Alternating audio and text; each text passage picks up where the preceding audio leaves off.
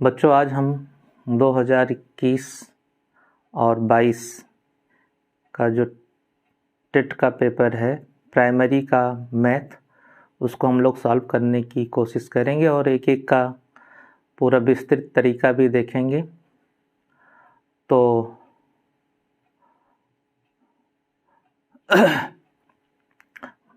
बच्चों, आज हम लोग प्राइमरी में मैथ का पोर्शन देखेंगे। बच्चों, आज हम टेट 2021 का पेपर सॉल्व करेंगे। बहरहाल ये परीक्षा 2022 में हुई, लेकिन परीक्षा 2021 की है। तो हम लोग प्राइमरी का मैथ पोर्शन देखेंगे और इसको हम विस्तृत तरीके से सॉल्व करना सीखेंगे। जैसे इसमें पहला क्वेश्चन दिया गया है कि यदि आरोही क्रम में रखे गए आंकड़ों के दोनों छोरों से प्रेक्षण हटाए जाते हैं तो केंद्रीय परिवृत्त के कौन से मापक प्रभावित होते हैं? बहुलक और माध्यक, माध्य और बहुलक, माध्य और माध्यक और बहुलक, माध्य और माध्यक। तो सबसे पहले ये समझ लिया जाए, बहुलक का मतलब होता है, आप जानते होंगे कि जो आंकड़ा बहुत बार आता है वही उसका बहुलक कहलाता है। माध्यक का मतलब होता है माध्यिका और माध्य का मतलब होता है समांतर माध्य। तो इसको हम एक उदाहरण से जो है स्पष्ट करेंगे। जैसे मान लीजिए कि हम कोई आंकड़ा ले लिए आरोही क्रम में। जैसे मान लीजिए ये लिखा है 2, 3, 4, 6, 8, 9। देखिए कितने हैं, 1, 2, 3, 4, 5, 6। तो ये 6 आंकड़े हैं। तो 6 आंकड़ों में कह रहा है अगर 6 आंकड़ों का माध्यिका देखा जाए तो माध्यिका का मतलब होता है, आप जानते होंगे, अगर पदों की संख्या विषम होती है तो जो बीच में सबसे होता है वो माध्यिका होती है, और अगर पदों की संख्या सम होती है तो वो माध्यिका होती है। हम दोनों आपको बता रहे हैं। जैसे इसमें हम गिन लिए 1, 2, 3, 4, 5, 6, ये जो है सम है। तो पहले इनकी माध्यिका देख लेते हैं। जब सम होते हैं तो बीच के जो दोनों पद होते हैं उनको जोड़ के आधा कर दिया जाता है। तो बीच के ये दोनों टर्म हो रहे हैं, 2 इधर छूट गए, 2 इधर, 6, 4, 10, और 10 का जो आधा होगा वो 5। तो कहने का मतलब इस प्रेक्षण में जो माध्यिका होगी वो 5 होगी। अच्छा, अगर हम इसको कह रहा है कि साइड के अगर हम मिटा दें, साइड के दोनों छोर के अगर हम मिटा दें तो अब बात आती 3, 4, 6, 8 बचेंगे। इसमें भी ये मध्य में पड़ेगा और इसकी माध्यिका निकालेंगे 4 और 6 का, तब भी इसको जोड़ के सम पद है तो इनको जोड़ करके इनका आधा कर दिया जाता, तब भी माध्यिका 5 हुई। इसी तरीके से अगर आंकड़े विषम हो, जैसे देखिए हम कुछ भी लिख ले रहे हैं, ये लिखा गया, देखिए इसमें 1, 2, 3, 4, 5 है। इसको थोड़ा सा चेंज कर लेते हैं, ये 7। ये देखिए 5 आंकड़े हैं। अगर इनकी माध्यिका की बात की जाए तो इसकी माध्यिका 4 होगी, मध्य में 4 है तो इसका जो माध्यक होगा वो 4 हो गया। ठीक इसी तरीके से अगर हम साइड के दोनों हटा दें, यही कह रहा है कि दोनों छोर के आंकड़े यदि हटा दिए जाएं तो क्या प्रभावित होगा। अगर ये हटा दिए तो फिर देखिए तब भी ये मध्य में बचेगा 4। तो माध्यिक कहने का मतलब माध्यक अर्थात माध्यिका चेंज नहीं होगी। जबकि कह रहा है इसमें कौन से मापक प्रभावित होते हैं। अच्छा, बात अगर बहुलक की जाए, बहुलक में आप जानते हैं जैसे ऐसे लिखे हैं, इस तरीके से। तो बहुलक में क्या होता है कि जो पद कई बार आया है, जो पद कई बार आया है वही उसका बहुलक होता है। जैसे मान लीजिए यहाँ पे हम लिख दे रहे हैं, ये 4 लिख दिए और ये 5 और ये 6, चलिए ये लिखा गया। अब इनका अगर बहुलक देखेंगे तो 2 होगा, बहुलक 2 हो गया। अगर हम साइड के हटा दें तो ध्यान से देखिए 2 हटा तब इसका बहुलक हम कंफर्म नहीं कर पा रहे हैं क्या होगा। तो कहने का मतलब माध्यिका तो नहीं प्रभावित होती है, लेकिन जो बहुलक है वो प्रभावित हो सकता है, और इसी तरीके से माध्य भी प्रभावित हो सकता है। तो देखेंगे जिसमें जिसमें माध्यक है, जिसमें जिसमें इसमें माध्यक है ये नहीं प्रभावित होगा, इसमें माध्यक है ये नहीं प्रभावित होगा, और इसमें माध्यक है ये नहीं प्रभावित होगा। तो कुल मिला के कहने का मतलब जिसमें जिसमें माध्यिका है वो बिल्कुल अभी आपको बताए, चाहे आंकड़े सम हो चाहे विषम हो, प्रभावित नहीं होगा।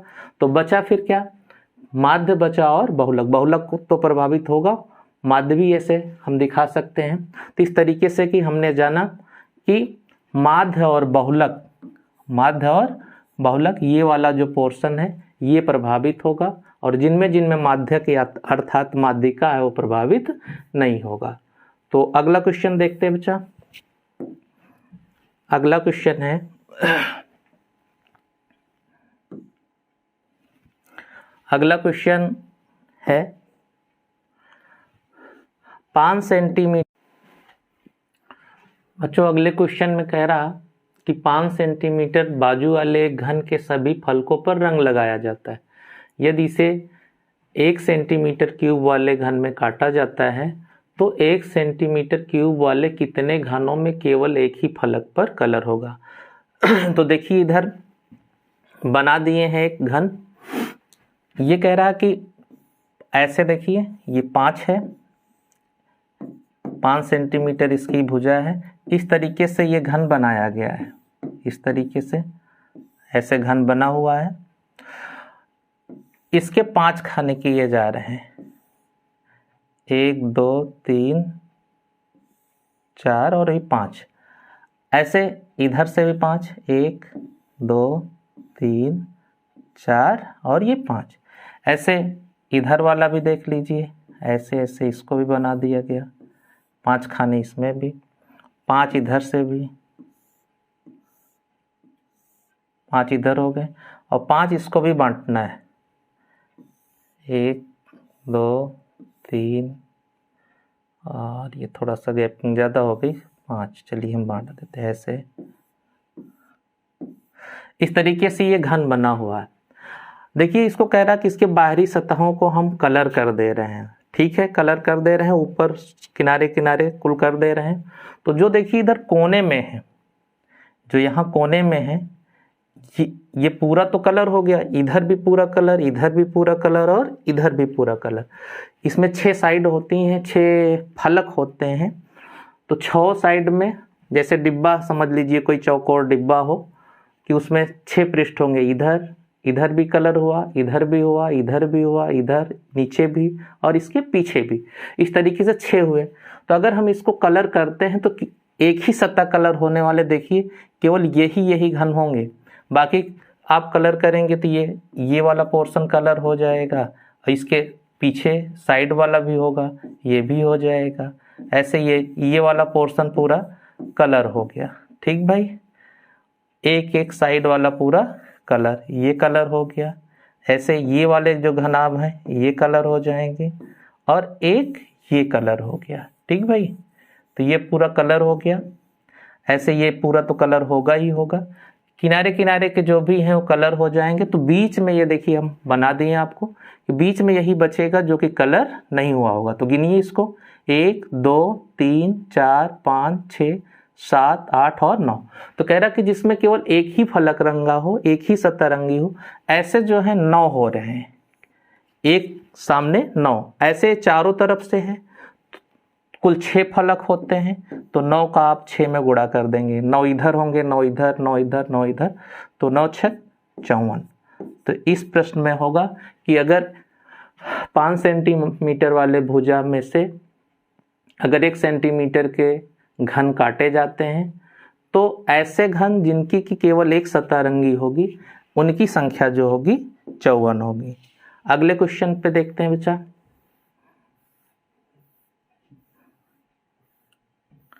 ये लिखा है पंचभुज के अंतःकोणों का योग क्या होगा। चलिए सबसे पहले तो इसको हम सूत्र से भी जानते हैं और चित्र से भी जानते हैं। सबसे पहले हम इसको सूत्र से समझ लें। किसी भी बहुभुज के जो अंतःकोणों का योग होता है वो होता है बहुभुज के अंतःकोणों का योग। अंतःकोणों का योग जो होता है उसका फार्मूला होता है बच्चा 2n-4 समकोण। समकोण का मतलब होता है 90 अंश। तो हम रख लेते हैं n जहाँ इसकी भुजा है, तो देखते हैं n की संख्या है भाई 5, क्योंकि पंचभुज कह रहा तो लिखेंगे 5 - 4, और समकोण का मतलब होता है बच्चे 90। बहुत लोग इस फार्मूले को बताते हैं कि n-2 दो कॉमन ले लेंगे, n-2 इंटू 180 भी बोल देते हैं, बात वही है। 5 दूना 10, 10 में से 4 घटेगा तो 6 गुणे 90 करेंगे तो ये हो गया 9 छक 54। ये 540 अंश जो होगा वो पंचभुज के सभी अंतःकोणों का जोड़ होगा। इसको हम चित्र के माध्यम से भी बच्चे समझ लेते हैं। चित्र के माध्यम से कैसे समझते हैं कि पहले पंचभुज एक बना लिया जाए। देखिए पंचभुज हम बना लिए एक इस तरीके से, ये पंचभुज हो गया। 1 2 3 4 5 भुजाएं हो गई। ठीक, पंचभुज बन गया। तो पंचभुज के सभी जो कोण हैं, इसको थोड़ा सा और सही से बना लें, इनके सभी कोणों का जो जोड़ होगा, ये पंचभुज कुछ इस टाइप से रहेगा, आपको एकदम ना दिखे हो। ये 5 भुजाएं हैं इसमें। तो एक फार्मूला और आपको पता होना चाहिए कि बहुभुज के बहिष्कोणों का जो जोड़ होता है, बहुभुज के बहिष्कोणों का योग होता है, या नहीं, बहुभुज का बहिष्कोण जो होता है 360/n होता है, बाहर का कोण। अब जैसे हम इसको सॉल्व कर लें, 360 n का मतलब हुआ भाई 5 भुजाएं हैं, 5 से भाग कर देंगे, 5 सत्ते 35, 5 दूना 10, यानी 72 अंश इसका बहिष्कोण हो गया। ध्यान से देखिए, जैसे अगर हम इस लाइन को बढ़ा दें तो इसका जो बहिष्कोण होगा वो 72 अंश होगा। तो जैसे कि आप देख रहे हैं कि ये लाइन बन ही रही है, ऐसे इधर लाइन बन जाएगी, इसका बहिष्कोण ये भी 72 होगा। सारे बहिष्कोण 72 होंगे, तो ये अंदर वाला कोण देखिए 180 180 का बना रहे हैं, तो 180 में से 72 घटाएंगे तो ये कोण हो जाएगा 108 अंश का। ऐसे ये भी 108 होगा, ये भी 108 होगा, ये भी। तो पांचों आप 108 से क्या कर लेंगे, गुणा कर लेंगे, तो फिर वही बात आ जाएगी, 8 पंचे 40 और 5 एकम 5, 540। तो चाहे आप ऐसे सॉल्व कर लें, चाहे ऐसे। अगला क्वेश्चन बच्चे देखते हैं। अगला क्वेश्चन है, एक खंभे का 4/7 भाग कीचड़ में धंसा है। एक कोई खंभा हम बना देते हैं, और एक खंभे का देखिए कह रहा कि 4/7 भाग कीचड़ में धंसा है। जब धंसे हुए का 1/3 भाग बाहर खींचा जाता है तो पाया गया कि 8 मीटर माप का खंभा अभी भी कीचड़ में है। खंभे की पूरी माप क्या होगी? तो ध्यान से देखते हैं, एक कोई खंभा है, ये खंभा है और ये कीचड़ में धंसा हुआ है। चलिए भाई, हम मान लेते पूरा खंभा है, यहाँ तक ये कीचड़ है, इसमें ये धंसा हुआ है। ठीक, ये कीचड़ में धंसा हुआ है। तो कह रहे एक खंभे का 4/7 भाग कीचड़ में धंसा है, तो जितना ये धंसा हुआ है ये वाला पोर्शन है 4/7। ठीक, जब धंसे हुए भाग का 1/3 भाग बाहर खींचा जाता है, ध्यान से देखिए, जो ये धंसा है ये ऊपर है, इससे हमसे नहीं मतलब, जो ये धंसा हुआ भाग है कीचड़ में, इसका 1/3 खींचा, धसा हुआ भाग भाई कितना है, 4/7 है। तो 4/7 का मान लीजिए कि हम इतना पोर्शन खींच लिए बाहर की ओर, ये देखिए, तो ये हो जाएगा 4/7 तो था ही, उसका 1/3 अर्थात 4/21 भाग हमने क्या कर लिया है, बाहर और खींच लिया। तो हमें पता चला कि भाई जो ये अभी कीचड़ में जो बचा हुआ है, इतना हमने और ऊपर खींच लिया, तो जो ये कीचड़ में बचा हुआ भाग है, कह रहा है कि इसकी जो माप है अभी 8 है। तो ध्यान से देखिए कि 8 मीटर माप का खंभा अभी भी कीचड़ में है। कह रहा धसे हुए भाग का अगर हमने 1/3 खींचा तब भी अभी 8 मीटर अभी कीचड़ में और धसा है। तो कहने का मतलब पहले धसा था कितना, 4/7 भाग धसा हुआ था, और हमने इसका खींच लिया है 1/3, जो 4/3 है इसी का 1/3, तो ये हुआ 4/21। ठीक, ये कुल धसा हुआ भाग था, धसे हुए भाग में हमने ये 4/21 खींचा है, तो उससे हमको मिल रहा बच्चे, अभी कह रहे हैं कि अभी 8 बाकी है। तो कहने का मतलब पूरे में से अगर हम इसको जो भी खींचे इसको घटा देते हैं तो 8 के बराबर आएगा। तो देखते हैं इसको, इसका एलसीएम 21, 7 त्रिक 21, 4 तिया 12, 4 एकम 4 बराबर ये हुआ 8। 12 में से 4 घटाएंगे तो क्या हो गया, 8/21, 8/21 बराबर क्या हुआ 8। तो कहने का मतलब, हाँ ठीक, ये 8/21 थोड़ा सा मिस्टेक हो गया, ऐसे समझ लेते।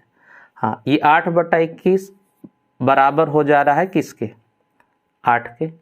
तो कहने का मतलब कि जो ये धसा हुआ भाग है वो 8/3, इतनी बातें समझ में आई। लेकिन हमसे यक्स नहीं पूछा है बच्चा, हमसे पूछा है, क्या पूछा है, हमसे माध्यिका पूछा है। तो माध्यिका ज्ञात करने के लिए हमको ये पता होना चाहिए कि ये आंकड़े कैसे हैं। यहाँ पे 3 आया, अब इनको देखना है कि ये आंकड़े सम है कि विषम है। 1 2 3 4 5 6 7 8 9 10। जब आंकड़े विषम होते हैं तो जो बीच के दोनों होते हैं उन्हीं को जोड़ करके क्या कर दिया जाता है, आधा कर दिया जाता है। तो आप देखिए कुल 10 पद हैं, तो 4 इधर छूट गए और 4 इधर छूट गए, तो बीच में बचा कौन भाई, 3 और 5, इन दोनों को जोड़ देंगे और इसमें हम 2 का भाग कर देंगे।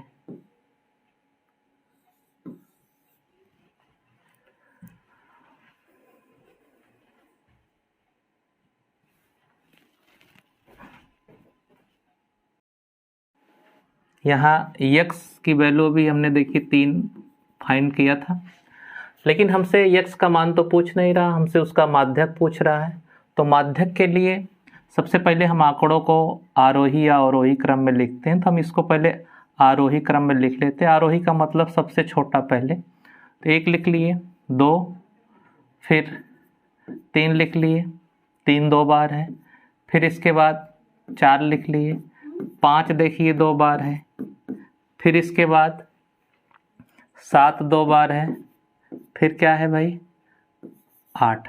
गिन के देखिए 1 2 3 4 5 6 7 8 9 और 10, इस तरीके से 10 हैं। और आपको पता है कि माध्यक जब निकाला जाता है अर्थात माध्यिका निकाली जाती है, अगर पदों की संख्या सम हो, यानी 10 हैं सम है, तो जो बीच में फिर 2 पद आते हैं। तो बीच में देखिए 4 इधर छूट गया, 4 इधर छूट गया, बीच के ये 2 पद हुए, और इनके भी बीच का निकालने के लिए इन दोनों को जोड़ के क्या किया जाता है, आधा किया जाता है। तो ये हो गया 5 4 9/2, 5 4 9 जोड़ दिए, आधा कर दिए, 9/2, 2 से भाग करेंगे, 2 चौक 8, 2 पंचे 10, तो 4.5 इसकी क्या होगी, माध्यिका होगी।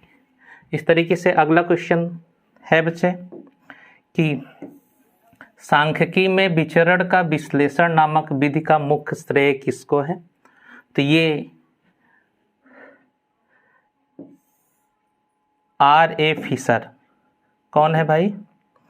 R.A. फिशर को श्रेय जाता है जहां तक हमें पता है। अगला क्वेश्चन देखते हैं। अगला क्वेश्चन है, एक त्रिभुज बना हुआ है और त्रिभुज कई भागों में बटा हुआ है। त्रिभुज ABC है। इसको देखिए AFE, VFD, DEF और DEC में बांटा गया है। देखिए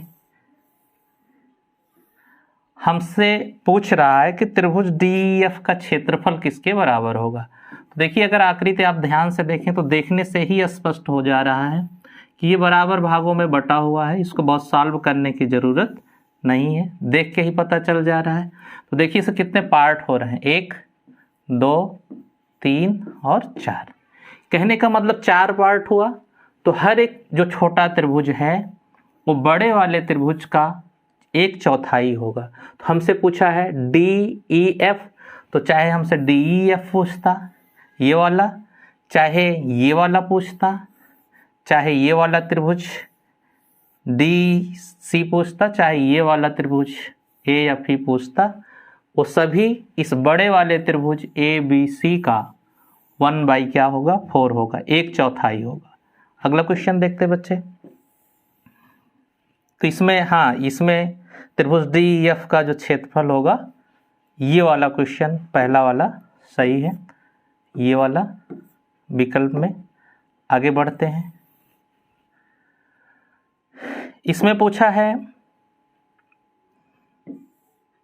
यदि किसी दिए गए आंकड़ों का समांतर माध्य ज्यामितीय माध्य G और हरात्मक माध्य H हो तो इनमें रिलेशन पूछा है। तो आपको थोड़ा सा हम जानकारी के लिए बता दें, समांतर माध्य, हरात्मक माध्य और गुणोत्तर माध्य, अगर हम दो संख्याएं मान लेते हैं, A और B हैं, A और B अगर दो संख्याएं हैं तो इनका जो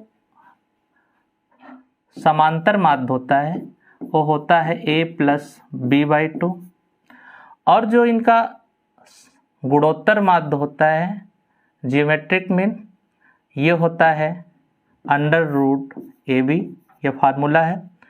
और जो इसका हरात्मक माध्य होता है बच्चे वो होता है 2AB/A + B। ये इनके हरात्मक माध्य, गुणोत्तर माध्य और इसका फार्मूला है। अब हम एक उदाहरण द्वारा ये समझने की कोशिश करेंगे कि कौन बड़ा हो रहा है और कौन छोटा हो रहा है। दो संख्याओं को मान लेते हैं, इसको हरात्मक माध्य, गुणोत्तर माध्य और इसमें रिलेशन समझने के लिए हम एक एग्जांपल लेते हैं। हमने मान लिया कि A = 6 और B = 8, दो संख्याएं मान लिया। तो अभी जैसे फार्मूला बताए कि उनका जो समांतर माध्य होता है A + B/2, 6 + 8/2, 14/2 = 7 हो गया। जो इनका समांतर माध्य आया वो 7 आया। और गुणोत्तर माध्य होता है √AB में 6 × 8 √48 करेंगे, और जब 48 का वर्गमूल निकालेंगे तो लगभग 6.9 आएगा। ऐसे इनका जो हरात्मक माध्य होता है A और B का 2AB/A + B, इस तरीके से हमने लिखा 2 × 6 × 8, ये हो गया 2 × 12 = 96, और ये 8 × 6 = 14। 14 का जब हम 96 में भाग करते हैं तो ये आता है। इस तरीके से देखिए एकदम क्लियर है कि सबसे जो ज़्यादा है वो A है, उससे जो कम है वो G है, और जो H है वो सबसे कम है। तो कहने का मतलब सबसे ज़्यादा जो होगा वो A होगा, तो A ग्रेटर होगा सबसे ज़्यादा, फिर उसके बाद G होगा, G ग्रेटर होगा, फिर उसके बाद क्या होगा, H होगा। तो इस तरीके से हमारे हिसाब से जो कौन सा विकल्प है, A सबसे ग्रेटर होगा, उसके बाद G होगा, फिर H होगा, ये दूसरा विकल्प सही होगा। अगला क्वेश्चन बच्चे देखते हैं। अगला क्वेश्चन है, यदि दो संख्याओं का अंतर, एक मिनट, ये दो संख्याओं का अंतर, ठीक, दो संख्याओं का अंतर तथा गुणनफल क्रमशः 5 और 36 हैं, क्रमशः 5 और 36 हैं, तो उनके व्युत्क्रमों का अंतर क्या है। तो दो संख्या हम कोई भी मान लेते हैं, दो संख्या मान लीजिए a और b हो गए। तो पहली संख्या है, दूसरी संख्या b, तो कह रहे दो संख्याओं का अंतर है 5, गुणनफल a इंटू बी, ये है कितना भाई 36। तो कह रहा है कि उनके व्युत्क्रमों का अंतर क्या होगा। व्युत्क्रमों का अंतर का मतलब इसका उल्टा 1/a माइनस 1/b, ये हमसे पूछ रहा है। ये हमारा प्रश्न है कि दो संख्याओं का अंतर 5 है, उनका गुणनफल 36 है, तो उनके व्युत्क्रमों का अंतर क्या होगा। तो व्युत्क्रमों का अंतर कुछ भी हो सकता है, इसमें से ये घट सकता है, इसको ऐसा भी हो सकता है और ऐसा भी हो सकता है, कुछ भी, चाहे इसमें से अंतर की बात जहाँ आती है, जो भी बड़ा ज्यादा छोटा होता है उसमें से घटा लेते हैं। तो इसको हम दो तरीके से सॉल्व कर सकते हैं। एक तो है कि सीधे सीधे इसमें इसको डिवाइड कर लिया जाए। देखिए हम लिख दिए a माइनस बी, इसके अपान में ए बी लिख दिए, ये हो गया। इधर इसका डिवाइड किए, इधर इसका डिवाइड कर दिए, ये हो गया 5/36। इनको अलग अलग कर लेते हैं। जब अलग अलग करते हैं बच्चा, तो ये ए बी इसके अपान में आएगा और इसके भी अपान में ए बी आएगा। इस तरीके से ये हुआ 5/36। ए से ए कटा, यहाँ 1 हो गया, बी से बी कटा, यहाँ 1 हो गया, ये हो गया 1/b माइनस 1/a 5/36। तो कहने का मतलब यही हमसे पूछा था और यही 5/36 आंसर हो गया। एक तरीका ये हो गया। और दूसरा तरीका अगर आप चाहें तो इसको ऐसे भी ज्ञात कर सकते हैं, जैसे बताया गया कि 5 और 36 है, आपको पता है a माइनस बी है 5 और है a इंटू बी है 36। तो ध्यान से देखिए, अब 36 के आपको ऐसे दो गुणनखंड देखने हैं कि जिनका घटाने पे उन दोनों को 5 आ जाए। तो 36 का अगर हम गुणनखंड करें तो देखिए इसको हम ऐसा लिख सकते हैं 1 गुणे 36, 36 में से 1 घटेगा नहीं आएगा। दूसरा गुणनखंड इसका बन सकता है 2 गुणे 18, 18 में से भी इनका अंतर नहीं हुआ। तीसरा गुणनखंड इसका बन सकता है 3 गुणे 12, इनका भी वो नहीं हुआ। चौथा गुणनखंड इनका हो सकता है 4 गुणे 9, 4 9 36, और 9 और 4 का देखिए अंतर 5 आ गया। ऐसे अगला होगा 18 दूना 36, तो लिख दिए। तो 9 और 4 यानी एक संख्या जो हो गई। अगर आपसे संख्या पूछा होता, प्रश्न ऐसा भी हो सकता है कि आप संख्या बताइए क्या होगा, संख्याओं का अंतर दिया है, उनका गुणनफल दिया है, और इसी में पूछ लेता है दोनों संख्याएं क्या होती। तो हम यहाँ से ये क्लियर कर पाए कि एक संख्या कोई भी, एक 9 है और दूसरी b 4 है, कोई भी संख्याएं पता हो गई। इनके व्युत्क्रमों का अंतर कह रहा है, तो व्युत्क्रमों का अंतर कुछ भी 1 माइनस जो भी ज़्यादा हो उसमें से घटाएंगे। अब देखिए व्युत्क्रम करेंगे तो ये वाला ज़्यादा होगा, इसमें से घटाएं 1/4 माइनस 1/9, लासा लेंगे 36 हुआ, 4 9 36, 9 चौक 36, ये हुआ बच्चे 9 में से 4 घटेगा 5/36। तो इसके दो तरीके रहे। और इस तरीके से हमने ये भी जाना कि अगर ऐसे प्रश्न में कहीं अगर हमसे संख्या पूछ लिया गया होता तो हमको ये प्रक्रिया करनी पड़ती। अगला क्वेश्चन देखते बच्चे। हाँ बच्चों, अगला क्वेश्चन है कि 20वीं सदी के स्वशिक्षित भारतीय गणितीय प्रतिभावान कौन थे। तो इनमें नाम आता है श्रीनिवास रामानुजन का। अगला क्वेश्चन है, किसी कमरे की चारों दीवारों का क्षेत्रफल 660 मीटर स्क्वायर है, उसकी लंबाई चौड़ाई की दोगुनी है, लंबाई चौड़ाई की दूनी है। यदि कमरे की ऊंचाई 11 मीटर है तो उस छत का क्षेत्रफल क्या होगा। तो ध्यान से देखेंगे कि भाई कमरा जैसे भी होता है, छत उसकी आयताकार ऐसे होगी, जितना उसकी फर्श होगी उतना उसका छत भी होगा। हमसे छत का क्षेत्रफल पूछा है, चाहे छत का क्षेत्रफल कह देता या उसकी फर्श का क्षेत्रफल कह देता, बात एक ही है। इसमें ये कह रहा है कि अगर हम चौड़ाई इसकी b मानते हैं तो लंबाई उसकी दूनी है, लंबाई जो है 2b है। अगर चौड़ाई b है तो लंबाई उसकी दूनी 2b है। और आपको पता होना चाहिए उसका ऊंचाई दिया गया है आपको h बराबर 11 मीटर, चौड़ाई आपको ऊंचाई पता है। अब आपको कमरों की चारों दीवार, कमरे में 4 दीवारें होती हैं, चारों दीवारों का जो क्षेत्रफल होता है, आयत का आपको परिमाप पता होगा 2 ब्रैकेट में l प्लस b, यानी परिमाप में अगर हम ऊंचाई का गुणा कर देते हैं तो ये कमरे की चारों दीवारों का क्षेत्रफल हो जाता है। कमरों की चारों दीवारों का क्षेत्रफल होता है परिमाप गुणे ऊंचाई। जो फर्श का परिमाप है उसके ऊपर जो भी ऊंची जितनी दीवार उठी है वो गुणा कर देते हैं। ये आप कह लीजिए कि इसका फार्मूला है कमरे की चारों दीवारों का क्षेत्रफल। ये होता है, ये दिया है आपको 660 मीटर स्क्वायर। अब देखते बच्चा, यहाँ पे 2, जहाँ पे यल है, यल मीन्स लंबाई, ये यल है, इसके प्लेस पे आप 2 भी रखेंगे और चौड़ाई हमको भी पता है, ऊंचाई 11 है, बराबर ये लिखेंगे 660। आगे देखते हैं कि भाई ये हो गया 2 इंटू 2 भी और 1 भी मिलके हो गया 3 भी गुणे 11 बराबर हो गया 660। बी आ जाएगा बच्चे 660 बटे, ये सब इधर लाएंगे तो ये सब बटे में आ जाएंगे। चलिए काट देते, 11 छक्का 66, 60 हुआ, 3 दूना 6, 20 हुआ, 2 दहमा 20। तो जो बी की वैल्यू आ गई वो 10। कहने का मतलब उसकी जो चौड़ाई आई वो 10 मीटर हो गई। तो इसलिए लंबाई इसकी दूनी है, तो 10 दूना क्या हो जाएगा 20 मीटर इसकी हो गई लंबाई। हमसे पूछा बच्चा उसकी छत का क्षेत्रफल, तो छत यही है, तो छत का क्षेत्रफल, छत इसका आयताकार है, तो आयत का जो क्षेत्रफल होता है, क्षेत्रफल होता है आयत का लंबाई गुणे चौड़ाई, यल इंटू बी।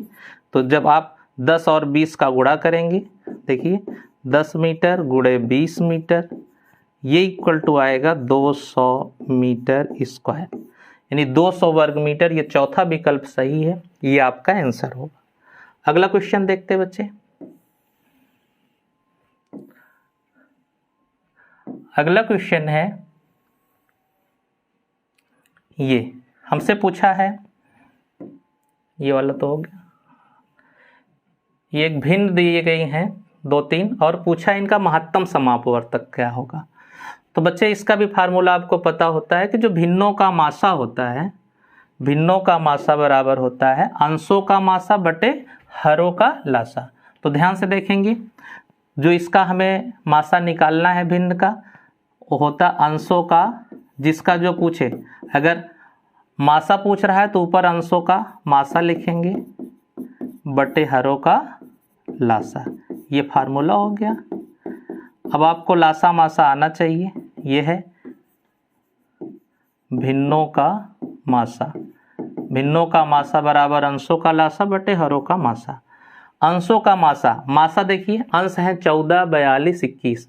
मासा वो बड़ी से बड़ी संख्या होती है जो दी गई संख्याओं को पूरा पूरा काट दे, यानी आपको ऐसी संख्या ढूंढनी है जिससे ये तीनों कट जाए, वही उसका मासा होगा। तो अगर देखा जाए तो ये 7 से सब कट रहा है, 7 के अलावा किसी अन्य संख्या से तीनों नहीं कट रहा है पूरा पूरा, तो इनका जो मासा हो गया बच्चा वो 7 हो गया।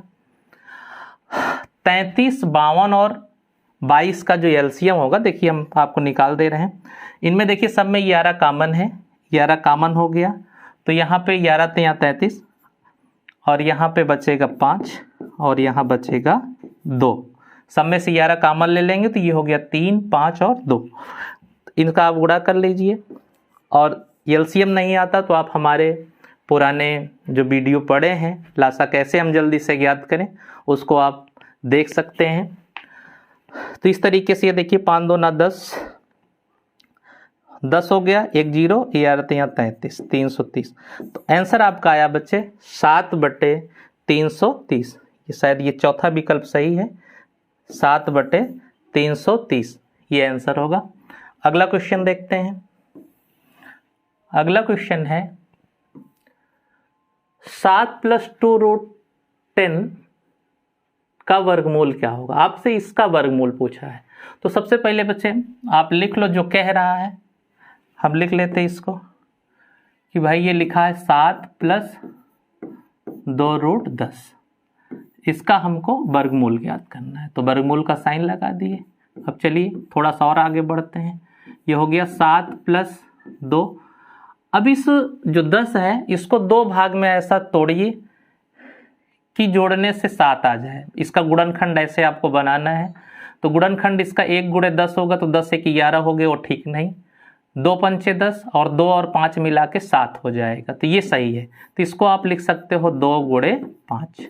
ठीक भाई, 2 और 5 में हमने इसको तोड़ा, तो 2 और 5 में हम इसको भी तोड़ेंगे। तो क्या लिखेंगे, जो 7 लिखा है बच्चा, 7 को हम लिख सकते हैं 5 + 2। अब ये जो इसको हम थोड़ा सा अलग अलग कर लेते हैं, इसको लिख देंगे 2 × इसको √2 × √5, ऐसे लिख दिए। और जो ये 5 लिखा है बच्चा, इसको हम ऐसा भी लिख सकते हैं, √5 का स्क्वायर लिख सकते हैं, प्लस इसको भी √2 का स्क्वायर लिख सकते हैं। √2 का स्क्वायर लिखोगे, √5 का स्क्वायर करेंगे तो 5 आ जाएगा, √2 का स्क्वायर करेंगे तो 2 आ जाएगा। और ये जो है देखिए एक फार्मूला बन गया है। कौन सा फार्मूला, a² + b² + 2ab बराबर होता है a + b का होल स्क्वायर। तो ये लिखेंगे अंडर रूट में, ये हो गया √5 + √2 इसका होल स्क्वायर। अब आपको पता है बच्चा कि वर्गमूल के अंदर अगर वर्ग वाली संख्या होती है तो उसका वर्गमूल जो निकलता है वह ऐसे भी समझिए, ये हो जाएगा, इसका वर्ग हट जाएगा, या ऐसा समझिए कि इस वर्गमूल का मतलब होता है घात 1/2। तो हम लिख सकते हैं कि √5 + √2, इसकी घात में 2 है और एक घात और आ जाएगी, एक घात इसकी और हो गई 1/2। जब घात के ऊपर घात होता है तो घातों का गुणा हो जाता है, इस तरीके से घात 1 होगी, 1 लिखें या ना लिखें। तो आंसर हमारा होगा बच्चा √2 + √5। तो ये वाला क्वेश्चन सही है, जिन बच्चों का ये आया हो ये विकल्प सही है। अगला क्वेश्चन देखते हैं। अगला क्वेश्चन है, एक वर्ग और एक समबाहु त्रिभुज की एक भुजा उभयनिष्ठ है। यदि त्रिभुज की एक भुजा 4/3 सेंटीमीटर लंबी हो तो इस आकृति का परिमाप। बहुत ही आसान क्वेश्चन है, थोड़ा सा आपका दिमाग इसमें घूम सकता है। देखते हैं, सबसे पहले तो जो ये कह रहा है इसका हम फिगर बना लेते हैं। कह रहा है कि एक समबाहु त्रिभुज है। आपको पता होगा समबाहु त्रिभुज ऐसा त्रिभुज होता है जिसकी तीनों भुजाएं क्या होती हैं, बराबर होती हैं। ठीक भाई, इसी पे एक कॉमन वर्ग है, ध्यान से देखिएगा। वर्ग का मतलब ऐसा चतुर्भुज जिसकी चारों भुजाएं बराबर हों और प्रत्येक कोण 90 अंश, उसको वर्ग कहते हैं। तो इस तरीके की आकृति बनी है और इसमें कह रहा है त्रिभुज की एक भुजा 4/3 है। एक भुजा 4/3 है, इसका मतलब सारी भुजाएं 4/3 है, और एक कॉमन है तो ये भी 4/3 है। ठीक भाई, तो ये भी 4/3 है, ये भी 4/3 है, ये भी 4/3 है। हमें इसका परिमाप पूछा है, तो परिमाप का मतलब होता है हम एक सिरे से चलना शुरू करें और चलते चलते उस आकृति को पूरा ऐसे चलते चले जाएं, फिर वहीं पहुंच जाएं, तो ये इसका परिमाप होगा। ध्यान रहे, गलती आपसे ये हो सकती है कि अगर आप बीच में जाएंगे इसको भी जोड़ेंगे तो ये आपका गलत हो जाएगा। हमसे परिमाप पूछा है तो हमें चारों ओर, परिमाप चारों ओर, और माप का मतलब माप। इस तरीके से कोई खेत हो, कुछ भी हो, अगर उसका परिमाप कह रहा तो आप बीच से नहीं जाएंगे, आप इसके किनारे किनारे जाएंगे। तो इस तरीके से अगर जोड़ेंगे तो देखिए 4/3, ये 1 2 3 4 और 5 भुजाएं मिली। ये छठवीं भुजा नहीं करेंगे, तो कहने का मतलब 4/3 इसको जोड़ना है, इसको इसको इसको इसको और इसको, 1 2 3 4 5, इसको नहीं जोड़ना। तो 5 जोड़ दें या हम 5 से क्या कर दें भाई, 4/3 4/3 5 बार लिख के हम इसको जोड़ सकते हैं। तो ये हो जाएगा बच्चे 5 चौक 20/3, और 3 का भाग करेंगे, 3 छंग 18, 2 20, और ये कहने का मतलब 6 सही 2/3 सेंटीमीटर। ये आया है आपके चौथे विकल्प में, तो चौथा विकल्प आपका सही है, चौथा विकल्प ये वाला सही है। आगे बढ़ते बच्चा, अगला क्वेश्चन है, निम्नलिखित में से कौन सी संख्या 99 से विभाजित होती है? 99 से विभाजित होने का मतलब है, अगर 99 का गुणनखंड करें तो ये 9 गुणे 11, कहने का मतलब ऐसी संख्या जो 9 से कट जाए और 11 से कट जाए। तो आपको बच्चा इसका नियम पता होना चाहिए, कौन सी संख्या 9 से कटती है, कौन सी संख्या 11 से कटती है। तो 9 से कटने के लिए आपको कुछ नहीं करना है, आप अंकों को सीधे सीधे जोड़ लीजिए। अगर वो 9 से कट रहा है तो संख्या 9 से विभाजित हो जाएगी। तो सबसे पहले हम देखते हैं कौन कौन इसमें 9 से कट रहा है। जोड़ लीजिए, 5 3 8, 8 7 15, 15 2 17, 17 4 21, 21 और 6 27, 21 6 27, ये कट रहा है। 9 3 27, चलिए इसको जोड़िए।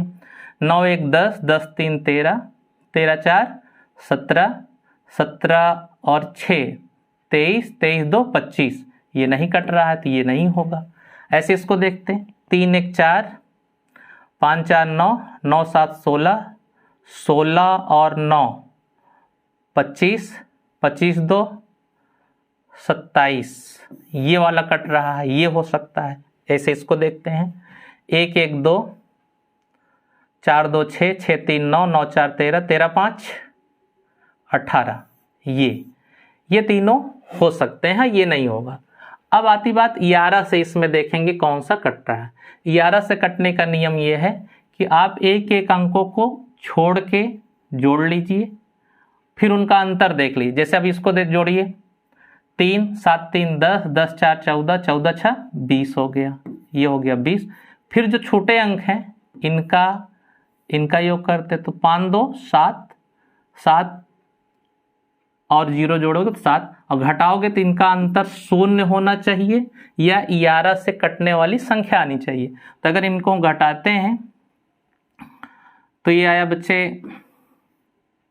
13, 13 11 से कटेगा नहीं, तो ये आंसर भी गलत है। आगे देखते हैं, ये तो गलत पहले से ही है। अब इसमें भी देखते हैं, 1 5, एक एक अंक छोड़ के, तो अब देखेंगे 5 1 6, 9 6 15 हो गया। जो अंक छोटे हैं इनको देख देते हैं, 3 7 2, 7 3 10 2 12, इसका अंतर 3 आया, ये भी नहीं होगा।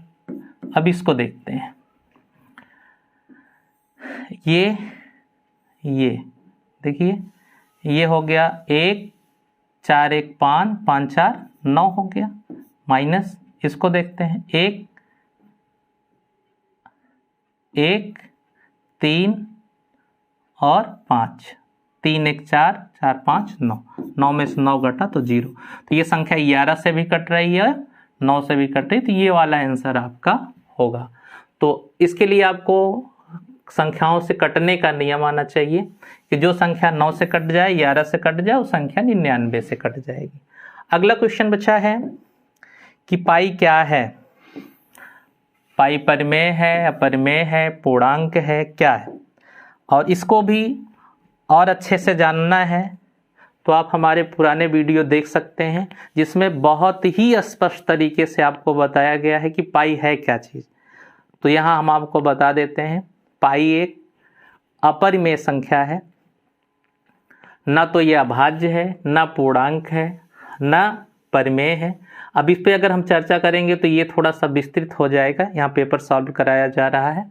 तो आप हमारा चैनल इसमें परिमेय संख्या को देखेंगे, वहाँ से एकदम क्लियर हो जाएगा। और हाँ, आप लोगों से एक और गुजारिश है कि अगर आपको हमारी बातें समझ में आ रही हैं और लग रहा है कि हम और आगे पढ़ाएं, तो आप हमारा उत्साह बढ़ाने के लिए और आगे और पढ़ने के लिए हमारे चैनल को लाइक करें, सब्सक्राइब करें और दूसरों के साथ इसको शेयर करें, जिससे कि हमारा हौसला भी बढ़ेगा। और हम आपके लिए कोशिश ये करेंगे कि पूरी मैथ, रीजनिंग, चाहे वो टेट हो, चाहे सुपर टेट हो, या अन्य जो भी कॉम्पिटिटिव एग्ज़ाम होते हैं, उसके लिए पूरा हम 0 से लेकर के एकदम हाई लेवल तक कोशिश करेंगे पढ़ने के लिए। जिस बच्चे को बिल्कुल भी मैथ नहीं आती होगी वो हम लोग सीखेंगे। तो आप लोग भी प्रयास करिए, ये वीडियो ज़्यादा से ज़्यादा शेयर करिए। अभी इसके पहले तक वीडियो हमारे नहीं आ पा रहे थे, उसका एक रीज़न था कि हमारे पास डिजिटल बोर्ड नहीं था। अब हमने डिजिटल बोर्ड ले लिया है और हम पूरी मेहनत से आप लोगों का सहयोग करेंगे। आप भी चैनल को सब्सक्राइब करें और अपने मित्रों दोस्तों में शेयर करें। चलिए आगे अगला क्वेश्चन देखते भाई। पाई ना तो पूर्णांक है, पूर्णांक होता है तो उसमें धनात्मक होना चाहिए, ऋणात्मक संख्याएं होनी चाहिए, शून्य होना चाहिए। अभाज्य संख्या भी नहीं होता है, तो पाई अपरिमेय संख्या है। कैसे है अपरिमेय, इसको जा करके आप हमारे वीडियो में देख लीजिए, एकदम स्पष्ट हो जाएगा पाई क्यों परिमेय है, अपरिमेय है। और थोड़ा सा अच्छा बता ही दें कि परिमेय संख्या वो होती है जिसे हम P/Q के रूप में लिख सकें। P/Q का मतलब होता है कि जहां P और Q पूर्णांक हो, Q 0 के बराबर ना हो, ये बात होती है। तो यहाँ किसी भी भिन्न, कोई भी भिन्न हो, चाहे वो धनात्मक हो, चाहे ऋणात्मक हो, चाहे जो भी हो, ये सारी परिमेय है। चाहे वो दशमलव में कोई संख्या हो, वो भी परिमेय है। केवल हम बताए थे कि अपरिमेय √3 हो गया, √5, जिनका वर्गमूल पूरा नहीं निकलता है, ये अपरिमेय होते हैं। और साथ में एक पाई अपरिमेय होता है। और पाई के लिए हम यहाँ जरा सा बता दे रहे हैं, हम पाई के अपान में 1 रख सकते हैं। तो पाई यहाँ पे भाई परिमेय के लिए जो शर्त होती है कि P और Q यानी अंश और हर दोनों पूर्णांक होने चाहिए, हर 0 के बराबर ना हो। इसका हर तो पूर्णांक है लेकिन अंश पूर्णांक नहीं है, इसलिए पाई जो है परिमेय ना होकर के क्या है, अपरिमेय है। तो इस तरीके से बच्चों हमने इसको समझा। आगे और देखते हैं, और डिटेल पढ़ना है तो आप इसके जो है पुराने हमारे वीडियो आप देख सकते हैं, एकदम स्पष्ट हो जाएगा कौन क्या है। अगला क्वेश्चन है बच्चे, यदि 10 की पावर 3x = 125 तो 10 की पावर -2x का मान ज्ञात करना है। तो ध्यान से देखिए, यह भी क्वेश्चन बड़ा ही सिंपल है। ये लिखा है 10 की पावर 2x, 10 की पावर 2x = है 125, 3x है सॉरी। तो इस चीज को हम ऐसा लिख सकते हैं 3x, और इसको बच्चा हम 125 को लिख सकते हैं 5 की घात 3।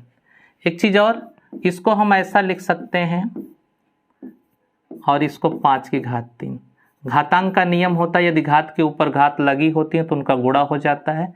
x में 3 का गुणा होगा तो फिर ये 3x हो जाएगा। तो चाहे हम x को ऊपर रख दें, घात के ऊपर घात लगा दें, चाहे 3 को। इसको ऐसा करने से हमारा एक फायदा ये होगा कि इधर भी घात 3 है, इधर भी घात 3 है, ये कैंसिल हो गया। तो यहाँ हो गया भाई 10 की घात x = 5। चाहे हम 5 कह लें बच्चे, या 5 की घात क्या कर लें, 1 कह लें। जिसकी घात कुछ नहीं होती है उसकी घात 1 होती है। लेकिन हमसे जो क्वेश्चन पूछ रहा है, ये लिख रहा है कि 10 की पावर -2x की वैल्यू आपको ज्ञात करना है। तो हमें 10 की पावर x की वैल्यू पता हो गई है। 10 की पावर -2x का मतलब है कि इसमें -2 का गुणा किया गया, तो इसकी भी घात में आप -2 से गुणा कर दीजिए।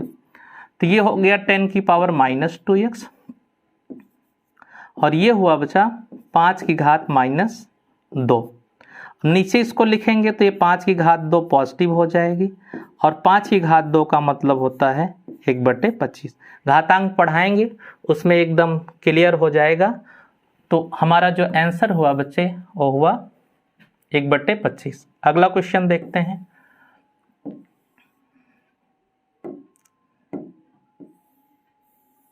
अगला क्वेश्चन है, ये संख्या दी गई है, किसी संख्या को भाग देने पर, ये 16075 को किसी संख्या से भाग देने पर भागफल 167 आता है। चलिए भागफल और शेषफल 43 आता है, तो भाजक क्या होगा। ध्यान से देखिए, हमें इसमें भी कुछ नहीं करना है, जो कुछ कह रहा है वही करना है। किसी संख्या को 16075 को, इसको जो है किसी संख्या से भाग किया जा रहा है। चलिए ठीक है, हमने लिख लिया ये संख्या 16075, इसको भाग करना है किसी भी संख्या से, हम मान लिए।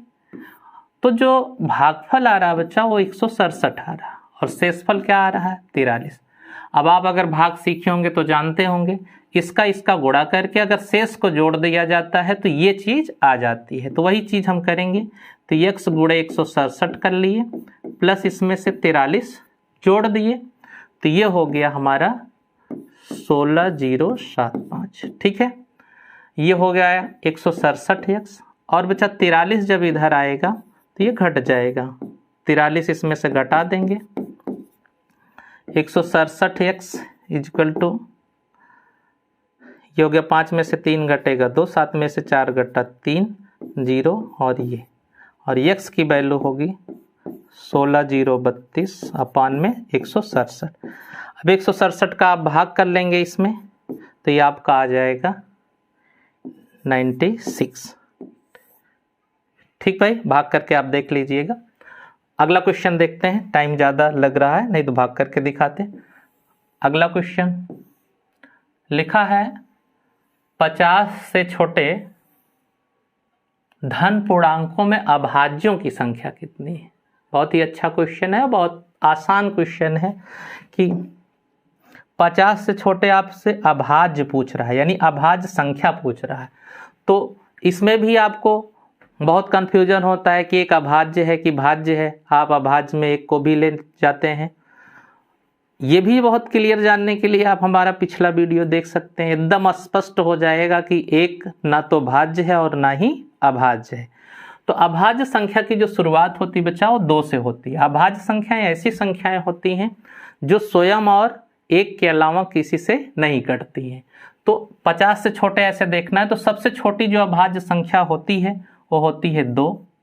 2 के बाद फिर 3, 4 भाज्य है 5, 5 के बाद 7, 7, 8, 9 भी भाज्य है, 10, 11, 12, 13, 14, 15, 16, 17, 18, 19, उसके बाद 20, 21, 22, 23, 24, 25, 26, 27, 28, 29, 30, 31, 32, 33, 34, 35, 36, 37, 37, 38, 39, 13, 39 कटेगा, 39, 40, 41, 42, 43, 44, 45, 46, 47, 48, 49, 50, बाकी सब कट जाएंगे। गिन लीजिए कैठो है।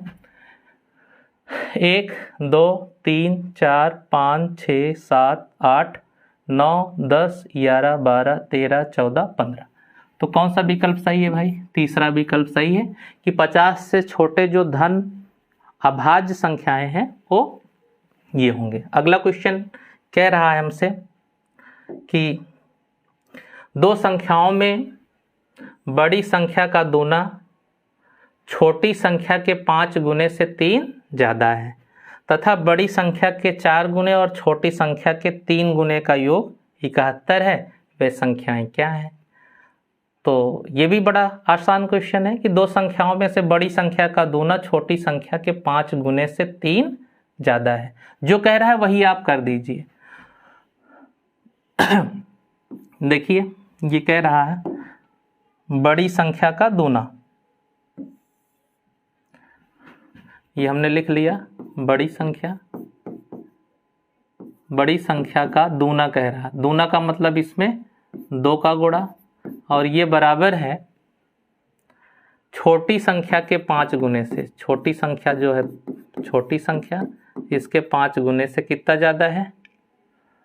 3 ज़्यादा है।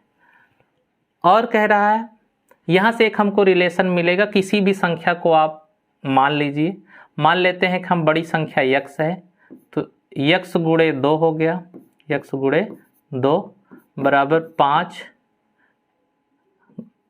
गुणे ये छोटी संख्या धन 3। अब ये हो जाएगा, गुणा करना है तो 2x, 3 इधर आ जाएगा -3, और 5 जो है इसके बटे में आ जाएगा। 5 क्या होगा भाई? बटे में हो जाएगा, तो ये छोटी संख्या हो गई। तो हमें ये पता हो गया छोटी संख्या ये, और बड़ी को हमने माना है x, और छोटी को हमने ये मान लिया, छोटी ये आ गया।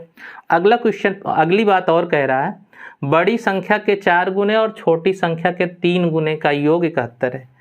तो बड़ी संख्या का 4 गुना, 4 गुणे बड़ी संख्या प्लस छोटी संख्या का 3 गुना, 3 गुणे छोटी संख्या बराबर 71 है। अब यहीं वैल्यू आप रख लीजिए 4, बड़ी संख्या हमने x माना है, प्लस छोटी संख्या हो गई 3, और हमने ये निकाला छोटी संख्या को 2x माइनस 3 बटे 5 बराबर है बच्चा ये 71 के। इसी को सॉल्व कर लेना है, आंसर तक हम पहुंच जाएंगे। एक काम करिए, आप सब में 5 से गुणा कर दीजिए। 5 से गुणा कर देंगे तो 5 चौकी हो गया 20x, प्लस 5 से जब इसमें गुणा करेंगे तो 5 हट जाएगा, लेकिन 3 का गुणा अंदर होगा, 3 दूना 6x माइनस 3 त्रिक 9, 5 का इसमें गुणा होगा 5, 7 बचे 35, ये हो गया। अभी हो गया 20 6 26x इक्वल टू 9, इधर आएगा तो जुड़ जाएगा, 9 5 14, 5 1 6 और ये 3, 364 हो गया। तो x की जो वैल्यू आएगी हम इधर लिख दे रहे हैं, x की वैल्यू आएगी 364 बटे में 26।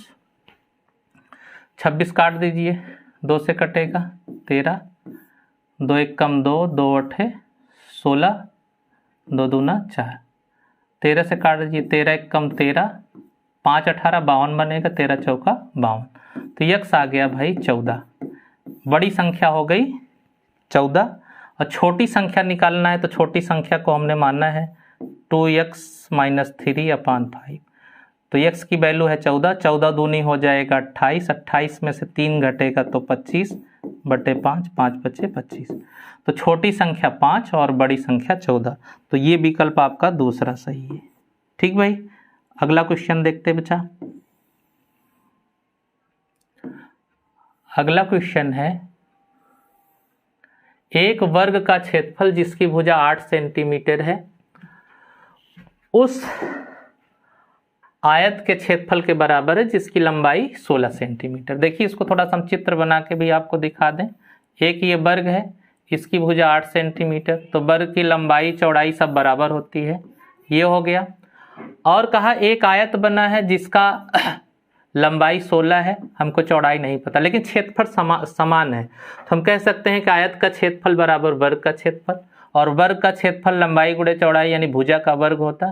तो कहने का मतलब यहाँ वर्ग का क्षेत्रफल बराबर है, वर्ग का क्षेत्रफल बराबर है आयत के क्षेत्रफल का। आयत का क्षेत्रफल आपको पता ही होता, लंबाई गुणे चौड़ाई, तो लंबाई इसमें 16 पता है, चौड़ाई नहीं पता, और इसका क्षेत्रफल होता भुजा का वर्ग यानी 8 गुणे 8, लंबाई भी वही चौड़ाई। x की वैल्यू हो जाएगी 8 गुणे 8 बटे में 16, काट दीजिए, 8 दूना 16, 2 1 कम 2, 2 चौक 8, तो बच्चे जो x की वैल्यू आई हो 4। हमसे पूछा था कि उसकी चौड़ाई क्या होगी आयत की, तो आयत की चौड़ाई होगी 4 सेंटीमीटर। अगला क्वेश्चन देखते हैं बच्चा। अगला क्वेश्चन है a बटे 3 बराबर b बटे 4 बराबर c बटे 7 हो तो a plus b plus c का मान क्या होगा। तो अगर ऐसे क्वेश्चन आपको मिलें और दिक्कत करें तो उनको आप बड़े ही आसानी से सॉल्व कर सकते हैं। हम इनको कुछ मान लेते, a बटे 3 बराबर b बटे 4 बराबर c बटे 7 बराबर, हम इसको कुछ मान लिए, x मान लिए, कुछ भी मान लिए। जब हम इसको इसके बराबर करेंगे, ध्यान से देखिए, a बटा 3 बराबर x करेंगे तो a की जो वैल्यू होगी उनका तिरछा गुणा होता है 3x, ये हो गया 3x। ऐसे b, जब इसको b के बराबर करेंगे तो b बराबर हो जाएगा 4x, और इसको जब c के बराबर करेंगे तो c की वैल्यू हो जाएगी, c की वैल्यू हो गई 7x। ठीक भाई, अब हमसे पूछा है क्या, a plus B plus C, तो तीनों जोड़ दीजिए, a plus B plus C upon c पूछा है, तो a कितना है भाई, a है 3x, b कितना है, b है 4x, और c कितना है 7x, और बटे में 7x, जोड़ दीजिए, 4 3 7 7 14x बटे 7x, x से x कटा, 7 दूना 14, तो उत्तर हमारा कौन सही है भाई, 2 सही है। अगला क्वेश्चन देखते हैं बच्चे। अगला क्वेश्चन है, यदि 5 जनवरी 1991 को शनिवार था तो 3 मार्च 1992 को इस सप्ताह का कौन सा दिन होगा। तो इसको देखने के लिए सबसे पहले हम देखते हैं बच्चों, इसमें थोड़ा सा हम लिख लेते हैं। जैसे हमसे पूछा है 5 जनवरी 1991 को शनिवार था, तो 3 मार्च 1992 को सप्ताह का कौन सा दिन है। तो हम सबसे पहले 3 मार्च 1991 का निकाल लें, और हर साल एक एक दिन बढ़ जाता है अगले साल। जैसे इस साल 3 मार्च को जैसे 5 जनवरी 1991 को शनिवार है, तो अगले साल 5 जनवरी को रविवार होगा। ये तब होगा जब बीच में कोई लीप वर्ष ना पड़ रहा। लीप वर्ष का मतलब है कि फरवरी उसमें 28 दिन की है तब तो एक दिन बढ़ेगा, लेकिन अगर फरवरी 29 दिन की हो गई तो उसमें 2 दिन बढ़ेगा। जो हमसे ये 1992 का पूछ रहा है, इसमें ये लीप वर्ष है। लीप वर्ष ऐसा वर्ष होता है जो 4 से भाग देने पे कट जाता है, और ऐसे में फरवरी 29 दिन की हो जाती है। तो हम 2 दिन, अब जैसे 5 जनवरी 1991 को शनिवार है, अगर आपसे पूछा जाए 5 जनवरी 1992 को कौन सा दिन होगा, तो वैसे तो एक दिन बढ़ता है, शनिवार के बाद रविवार कर देंगे, लेकिन क्योंकि 92 लीप ईयर है तो इसमें जो है हम क्या करेंगे, शनिवार के स्थान पे शनिवार नहीं जनवरी नहीं बढ़ेगा, फरवरी के बाद बढ़ेगा। क्यों भैया, फरवरी के बाद ना।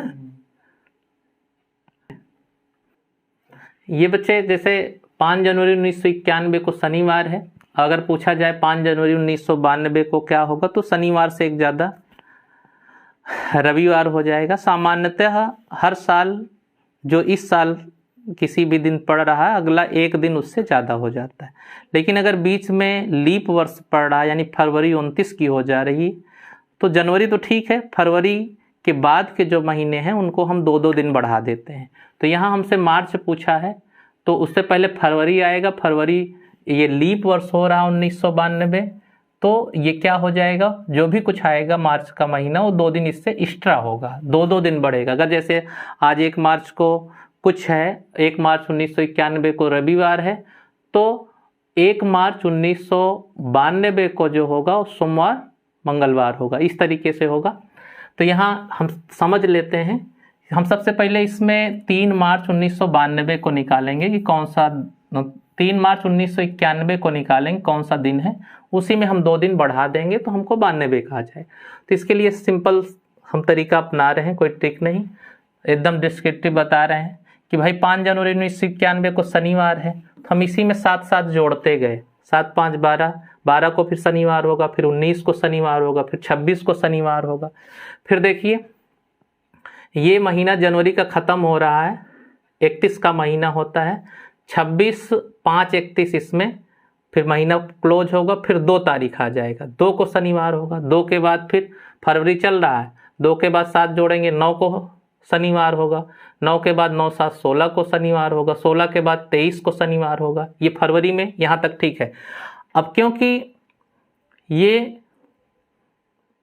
फरवरी के बाद फिर जो फरवरी 28 की होती है उसमें ये क्या हो जाएगा, 5 इधर, फिर 2 को फिर होगा, मतलब 5 दिन इधर हो गया, 5 2 7, 2 तारीख को फिर क्या पड़ेगा, 2 तारीख को शनिवार पड़ेगा। 2 मार्च 1991 की ही बात कर रहे हैं अभी, इसलिए इसमें बढ़ाएंगे घटाएंगे नहीं। 2 मार्च को शनिवार हुआ, 3 मार्च 1991 को क्या हो गया भाई, रविवार हो गया। यहाँ तक बात क्लियर हुई। लेकिन हमसे 3 मार्च 1992 को पूछ रहा है, तो फरवरी इसमें जो होगी 29 दिन की होगी, जिससे कि एक दिन और बढ़ जाएगा। सामान्यतः एक दिन बढ़ता है, लेकिन इसमें 2 दिन बढ़ेगा। तो हमने 3 मार्च 1991 को रविवार निकाला है, तो 3 मार्च 1992 को रविवार से 2 दिन ज़्यादा, यानी सोमवार और मंगलवार। जो हमारा आंसर होगा बच्चे वो मंगलवार होगा। ठीक, एकदम इसको सामान्य तरीके से आपको बताया गया। आगे ट्रिक से इसको हम और अध्ययन करेंगे जब रीजनिंग पढ़ेंगे। तो ये क्वेश्चन देखिए, ये भी क्वेश्चन बड़ा ही आसान है, देखते भाई। लिखा बच्चे 1/3 की पावर -3 है, -1/4 है, इसकी घात -2 है, फिर ये ब्रैकेट बंद है। तो इसमें आपको एक BODMAS का फार्मूला बताया गया होगा, अगर आता है तो, नहीं आता तो फिर से समझ लीजिए। सबसे पहले हम ब्रैकेट को सॉल्व करते हैं। ऑफ का मतलब होता है का, उसके बाद का को, फिर डिवाइड मीन्स भाग को, फिर मल्टीप्लाई करते, फिर ऐड करते, फिर सब्सट्रैक्शन करते, फिर घटाते हैं। तो सबसे पहले हम इसको ब्रैकेट को सॉल्व करेंगे। एक चीज़ और आपको बता दें, अगर ऐसे घात है कहीं भी माइनस में है, जैसे ऐसे लिखा है, इसको अगर आप ऊपर ले जा रहे हैं तो 3 की घात 2 हो जाएगा, पॉजिटिव हो जाएगा। इसको बदल रहे हैं तो इसकी घात का जो साइन है वो बदल जाता है। तो देखिए सबसे पहले हम ये वाला ब्रैकेट सॉल्व करेंगे। इसमें हम इसको ऊपर ले जा रहे हैं, 3 को ऊपर ले गए, 1 को नीचे लाए, तो बटे में 1 लिखें या ना लिखें तो ये हो गया 3, और इसकी घात हो जाएगी बच्चा ये 3 पॉजिटिव हो गया, प्लस हो गया। बटे में 1 आप लिख सकते हो, इसको पलटा जाएगा तो घात का चिन्ह बदलता है, घातांक में हम पढ़ेंगे। माइनस ऐसे 4, इसको भी पलटेंगे, 4 ऊपर ले गए, 1 नीचे, 1 लिखें या ना लिखें, इसकी घात 2 हो गई। ये वाला ब्रैकेट है मझला ब्रैकेट। और भाग करना है यहाँ आपको, देखिए इसको भी ऊपर ले गए तो ये हो गया 4 की घात 3, ये वाला पोर्शन ब्रैकेट बंद। ये हो गया 3 त्रिक का 9 त्रिक 27, माइनस 4 चौक 16, ये वाला ब्रैकेट है, माइनस 4 का क्यूब। वैसे तो पहले भाग किया जाता है, लेकिन यहाँ ब्रैकेट आ जाए, सबसे पहले ब्रैकेट को हल करते हैं। 27 में से 16 घटाएंगे तो 9 भागे 4, 27 में 16 घटेगा तो ये 11 आएगा, 11 भागे 4। और इसको हम क्या लिखेंगे, ये थोड़ा सा यहाँ गलती की, 4 चौक 16 चौका 64 ही होगा। तो इस तरीके से ये हो जाएगा हमारा आंसर 11/64। कौन सा विकल्प सही है, चौथा सही है। तो बातें समझ में आई होंगी। सबसे पहले ब्रैकेट हल किए, इसमें 11 आया और इसका 4 का क्यूब 64, और ये हो गया 11/64। अगला क्वेश्चन देखते बच्चा। अगला क्वेश्चन है, एक त्रिभुज की रचना करने के लिए संभव भुजाओं की बात कर रहा है। अब आपको ये पता होना चाहिए कि एक त्रिभुज कब संभव होता है और कब नहीं होता है। तो जानते हो तो ठीक, नहीं जानते हो तो आप हमारी बातों को ध्यान से सुने। ये त्रिभुज में ये होता है कि किसी भी त्रिभुज में त्रिभुज की किन्हीं 2 भुजाओं का योग, यानी 2 भुजाओं की जो लंबाई है उनका योग सदैव तीसरी भुजा से बड़ा होता है, एक बात। और दूसरी बात यह है कि उनका अंतर सदैव तीसरी से छोटा होता है। बातें समझ में आई। सबसे पहले त्रिभुज संभव है भुजाओं के आधार पर, ये देखने के लिए कोणों के आधार पर देख रहे हैं त्रिभुज संभव है, तो उसके लिए त्रिभुज के तीनों कोणों का जोड़ 180 होना चाहिए, ठीक है, तब त्रिभुज संभव है। और भुजाओं के आधार पे कि अगर त्रिभुज की जो भुजाएं हैं उनमें किन्हीं 2 भुजाओं का योग सदैव तीसरी से बड़ा हो तब संभव है, और अंतर सदैव तीसरी से छोटा हो। तो आप जोड़ के ही देख लें। और थोड़ा सा इसमें और कुछ चेंजिंग किया है, आपको देखिए बेवकूफ़ बनाया हुआ है, सबको सेंटीमीटर में नहीं बदला है। ये 6.3 सेंटीमीटर, 5.9, 4. यहाँ देखिए मिमी लिख दिया है, ध्यान से देखेंगे भाई क्या लिखा है। मिमी का मतलब है कि ये हो गया, ये 10.5 सेंटीमीटर है। जो ये 39 मिमी लिखा है, इसमें 10 से भाग करेंगे, ये 3.9 सेंटीमीटर। थोड़ा सा इसको सुधार कर लीजिए, बाकी ये सेंटीमीटर में, ये सेंटीमीटर में, सब सही है। तो आप जरा देखें, एक एक विकल्प को चेक कर लेते हैं। जैसे इसको देखिए, दो भुजाओं का योग 3 3 6 और ये 6, 3 3 6 ये बराबर हो गया, ये गलत है। त्रिभुज तभी संभव होगा जब 2 भुजाओं का योग सदैव तीसरी से बड़ा होना चाहिए, तो ये तो नहीं हुआ। ऐसे ये वाला देख लेते भाई, इसमें ये इसको जोड़ेंगे, इसको तो 5 3 8 और इधर 5 3 8, 8.8, और ये बड़ी भुजा 9.2 है, इससे छोटा है, मतलब 2 भुजाओं का योग तीसरी से छोटा है, तो ये भी संभव नहीं है। इधर देखते हैं, ये छोटी भुजाओं को जरा जोड़ लीजिए, इसको तो 9 5 14, ये हो गया 6 3 9 1 10, 6 3 9 1 10। ये देखिए 9 5 14, 6 3 9 1 10। ये भी 2 भुज, ये 10 तीसरी भुजा 10.5 है, और ये क्या है, 2 को जोड़ करके 10.4 ही हो रहा, कम है, यानी 2 भुजाओं का योग क्या है, कम है, तो ये भी विकल्प नहीं होगा। आती बात इस विकल्प की, तो यहाँ देखिए, यहाँ कोई भी 2 छोटी भुजा जोड़िए, तीसरे से बड़ी होनी चाहिए। 2 छोटी भुजाएं मान लो ये हम जोड़ लेते हैं, ये तो बड़ी है, तो ये हो गया 9 6 15 और 5 4 9 1 10, 10.5, यानी 2 भुजाओं का योग इससे बड़ा हो गया, इसलिए ये पहला विकल्प सही होगा। आ रही होगी बात बच्चे समझ में? नहीं तो बहुत लोग कंफ्यूजन में हो जाएंगे, तो ये तो ज़्यादा है, ये ज़्यादा हो रहा है जुड़ के, तो ये मिलीमीटर में था, आपको ध्यान देना है कि सेंटीमीटर में सब होने चाहिए। अगला क्वेश्चन है बच्चा, इसको आरोही क्रम में रखना है।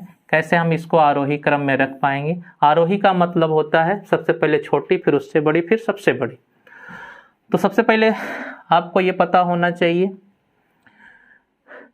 ये जो हमको दिख रहा है ऐसा, इसमें कौन बड़ा है कौन छोटा है ऐसा देख के तो नहीं बता पाएंगे, इसको हम थोड़ा सा सॉल्व कर लेते हैं। सॉल्व कैसे करेंगे? देखिए लिखा है √3, ये लिखा है घनमूल में 4, ये लिखा है चतुर्थ मूल में 5। तो जहाँ बच्चा कोई घात नहीं होती वहाँ पे 2 होता है। सबसे पहले हम इनकी घातों को बराबर करते हैं। घातों को बराबर करने के लिए इनका लासा निकालेंगे, 2 3 4, और इनका 2 3 4 ये है। जब लासा निकालेंगे तो इसका 12 आएगा। तो अब हम सबकी घात को 12 बनाते हैं, ध्यान समझिए, सबकी घात को क्या बनाएंगे? 12। तो 2 है, ये 12 कैसे बनेगा? इसमें 6 का गुणा करेंगे, तो यहाँ भी 3 की घात क्या हो जाएगा? ये 6 हो गया। ऐसे 3 को 12 बनाएंगे तो 3 गुणे 4, जितना यहाँ गुणा कर रहे हैं अंदर उसकी उतनी घात करते जाएंगे। हमने 4 का गुणा किया तो अंदर 4 घात हो गई, ठीक भाई। ऐसे ये वाला देखें, 4 में कितने गुणा करेंगे कि 12 होगा? 3 का, तो अंदर ये 5 की घात क्या हो जाएगी? 3 हो जाएगी। अब यहाँ देखिए सबकी घात हमने समान कर लिया, ये 12, 3 का 6 बार गुणा, 3 त्रिक का 9 त्रिक 27, 81 9 729, ये आप गुणा कर लेंगे 729 आएगा। ये हो गया 12, ये हो गया 4 चौक 16, चौका 64, चौका 256, 16 16 में 256, ये हो गया। ये हो गया बच्चे 5 5 25, 5 125। अब आपको एकदम क्लियर हो गया, जब घातें समान हो तो करड़ी के अंदर जो संख्या बड़ी है वो बड़ी और जो छोटी है वो छोटी होगी। तो आपको देखिए सबसे छोटा कौन हो गया? ये, फिर उससे बड़ा ये, फिर उससे बड़ा ये, यानी ये जिस क्रम में लिखा हुआ है ये अवरोही में है, इसी का जस्ट उल्टा आरोही में है। ऐसा हम वैसे नहीं लिख पाते, हमने चेक किया तब समझा कि ये वाला इसकी वैल्यू है, ये इसकी वैल्यू है और ये इसकी वैल्यू है। तो इसको जब आरोही क्रम में लिखेंगे तो सबसे छोटा ये है, सबसे पहले ये लिखेंगे नंबर 1 पे, नंबर 2 पे ये लिखेंगे और नंबर 3 पे ये। कहने का मतलब ये सबसे बड़ा है और लग रहा है कि इन सब में ज़्यादा संख्या ये बड़ा होगा, लेकिन सबसे बड़ा ये है और सबसे छोटा ये है। तो हमारा कौन सा विकल्प सही है भाई? ये दूसरा वाला विकल्प सही है। तो इस तरीके से बच्चे हमने टेट प्राइमरी के सारे क्वेश्चन सॉल्व कर लिए हैं और दूसरे वीडियो में हम लोग जो अपर प्राइमरी का है उसका मैथ का पोर्शन सॉल्व करते हैं। धन्यवाद। और हाँ, एक गुजारिश फिर से हम कर दें कि आप हमारे चैनल को सब्सक्राइब ज़रूर करें और डिस्क्रिप्टिव पढ़ना है। आपके जो भी सारे कमेंट हैं वो कोई क्वेश्चन बनते हैं वो आप कमेंट बॉक्स में करें। समय समय पर हम आपके प्रश्नों का जवाब देने की कोशिश करेंगे और उसके लिए एक स्पेशल वीडियो बनाया जाएगा। तो आप शेयर करिए और अपनी समस्याओं को लिखिए, जिससे हमको भी पढ़ाने में आसानी होगी और हम ये जान पाएंगे कि आप क्या पढ़ना चाह रहे हैं, कहाँ पे आपको दिक्कत हो रही है, उसको हम सॉल्व कर पाएंगे। धन्यवाद।